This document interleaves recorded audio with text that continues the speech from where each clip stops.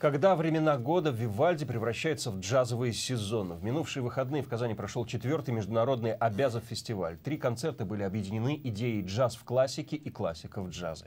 Вместе с камерным оркестром «Ля Примавера» на сцене большого концертного зала выступили знаменитые виртуозные кларнетисты из Израиля Миша Гурфинкель и его сыновья-близнецы Даниэль и Александр. Джазовое трио Миши Пятигорского из США и пианист Евгений Михайлов. Джаз в классике и классику в джазе услышала Полина Кострицкая.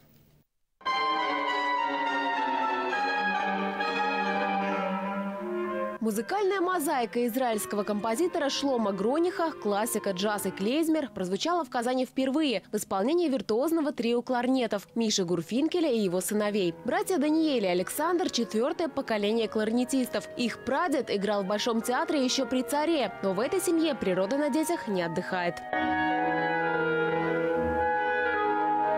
Братья уже с 12 лет концертируют по миру. Композиторы специально для них пишут музыку. Гурфинкели исполняют классику, но не против небольшого музыкального хулиганства на сцене. На Абязов фестивале «Времена года» Вивальди они превратили в джазовые сезоны. Мы с братом, как дуэт, играем всегда на основании классики.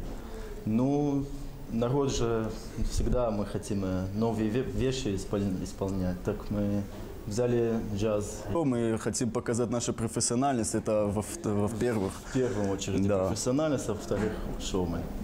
На основе классики. Сегодня это очень много используют. У всех композиторов это делают и в свинге, и в поп, и во всех других стилях. И поэтому это один из элементов похулиганить на сцене. Как мы видим, что это очень нравится публике. Международный музыкальный форум камерного оркестра «Ля Примавера» проходит раз в 2 года. И по задумке художественного руководителя Рустема Абязова каждый фестиваль посвящен новой теме. 3 концерта 4-го Абязов фестиваля объединила идея джаза в классике и классики в джазе. Я просто очень люблю слушать джаз, особенно традиционный. Это самостоятельное совершенно направление, но вот со временем все направления сближаются, и в том числе и классика с джазом. В концертах приняли участие музыканты из США, джазовое трио Миши Пятигорского, композитор и пианист Евгений Михайлов, который написал музыку специально для фестиваля, саксофонист Юрий Щербаков со стандартами классики джаза.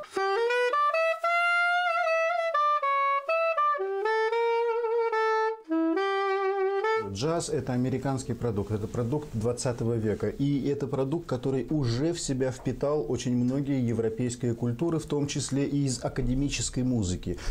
Более того, из какой академической музыки? Из музыки барокко. Из романтизма. Отзвучали последние джазовые аккорды, а этот год оркестр «Ля Примавера» завершит рождественским танго. 24 декабря музыка Пьяццолы Родригеса Гардела прозвучит на необычном инструменте – банде-неоне. Полина Кострицкая, Рустем Залилиев, столица.